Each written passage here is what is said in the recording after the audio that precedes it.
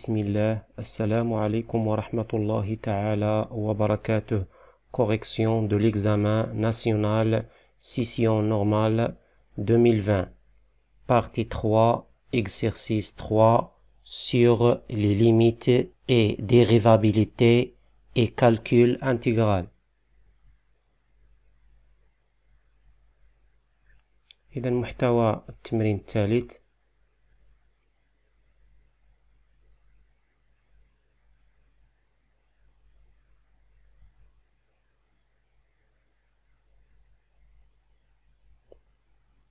Question 1. A. Montrer que, quel que soit x appartient à l'intervalle ouvert 0 plus l'infini, g' de x égale racine de x moins 1 sur x. On utilise les données. Donc, soit x appartient à l'intervalle ouvert 0 plus l'infini, on a g de x égale 2 racine de x moins 2 moins ln de x. Donc, g est dérivable sur l'intervalle ouvert 0 plus l'infini, car g est somme des fonctions dérivables sur l'intervalle 0 plus l'infini. Donc, g' de x égale, donc on dérive de racine de x moins 2 moins ln de x. Donc, la dérivée d'une somme égale la somme des dérivées. Et quel que soit lambda appartienne à R, la dérivée de lambda fois f égale lambda fois la dérivée de f. Et quel que soit x appartient à R étoile plus, la dérivée de la racine de x égale 1 sur 2 racine de x. Et la dérivée de ln de x égale 1 sur x. Donc, égale 2 fois 1 sur 2 racine de x moins 1 sur x. Après simplification, égale 1 sur racine de x moins 1 sur x. On rendre le dénominateur commun. Donc, on multiplie racine de x fois racine de x et racine de x fois 1. On obtient racine de x sur x moins 1 sur x, c'est-à-dire racine de x moins 1 sur x.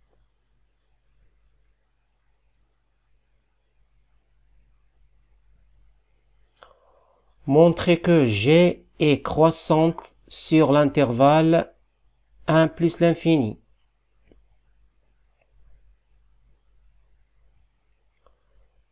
Donc, soit x appartient à l'intervalle 1 plus l'infini, donc x supérieur ou égal à 1, alors racine de x supérieur ou égal à 1. D'où racine de x moins 1 supérieur ou égal à 0. Donc, g' de x supérieur ou égal à 0, c'est-à-dire g' positif. Alors, g est croissante sur l'intervalle 1 plus l'infini. La question C, on déduire que, quel que soit x appartient à l'intervalle 1 plus l'infini, ln de x compris entre 0 et 2 racines de x. Donc, puisque g est croissante sur l'intervalle 1 plus l'infini, donc, c'est 1 inférieur ou égal à x, donc g de 1 aussi inférieur ou égal à g de x, car g est une fonction croissante. Puisque g de 1 égale 0, donc 0 inférieur ou égal à 2 racine de x moins 2 moins ln de x. Donc, ln de x inférieur ou égal à 2 racine de x moins 2. Donc, on déplace moins ln de x à l'autre côté. Donc, puisque ln de x est positif sur l'intervalle 1 plus l'infini, et 2 racines de x moins 2 inférieur ou égal 2 racines de x, alors, donc, quel que soit x appartient à l'intervalle 1 plus l'infini, ln de x compris entre 0 et 2 racines de x. La question D, montrer que, quel que soit x appartient à l'intervalle 1 plus l'infini, ln de x occupe sur x au carré compris entre 0 et 8 sur racine de x. On utilise les données. Donc, soit x appartient à l'intervalle 1 plus l'infini, on a ln de x compris entre 0 et 2 racines de x. Donc, on lève à l'exposant 3. Donc, ln de x occupe compris entre 0 et 8x racine de x. Donc, on divise sur x au carré.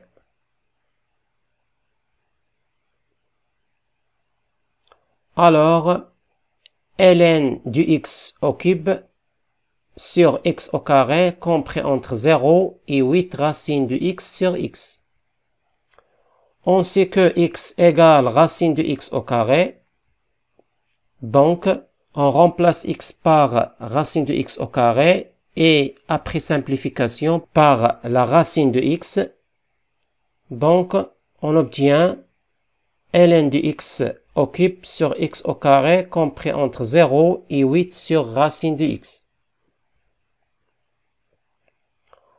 On déduire la limite si x tend vers plus l'infini de ln de x au cube sur x au carré. On a la limite de racine de x si x tend vers plus l'infini égale plus l'infini. Alors, la limite de 8 sur racine de x si x tend vers plus l'infini, donc égale à 0. On utilise le théorème des gendarmes. CG compris entre f et h.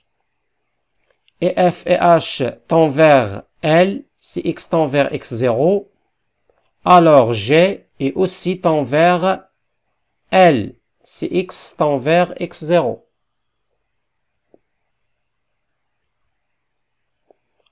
Alors, la limite de ln de x au cube sur x au carré, si x tend vers plus l'infini, égale 0. Car 8 sur racine de x tend vers 0. Donc, aussi, ln de x au cube sur x au carré est aussi tend vers 0.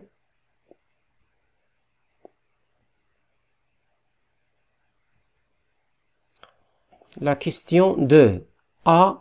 Montrer que la fonction grand G, x associé à x, entre parenthèses, moins 1, plus 4 sur 3 racine de x moins ln de x, est une primitive de G sur l'intervalle ouvert 0 plus l'infini.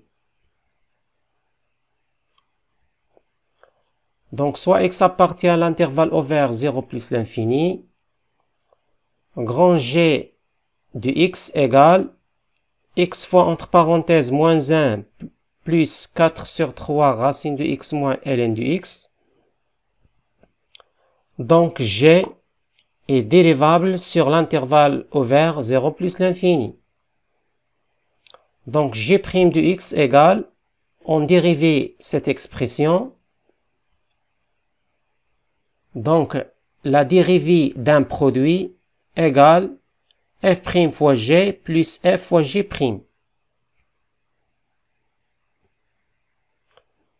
Donc, égale 1 fois, entre parenthèses, moins 1 plus 4 sur 3 racine de x moins ln de x, plus x fois, entre parenthèses, 4 sur 3 fois 1 sur 2 racine de x moins 1 sur x.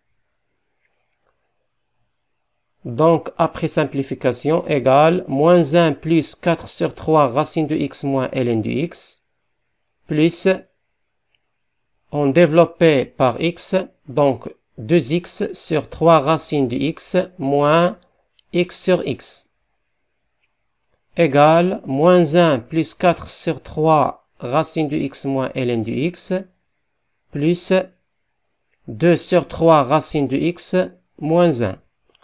Donc égale 6 sur 3 racine de x moins 2 moins ln de x. C'est-à-dire égale 2 racine de x moins 2 moins ln de x égale j de x. Donc alors la fonction grand G est une primitive de G sur l'intervalle ouvert 0 plus l'infini.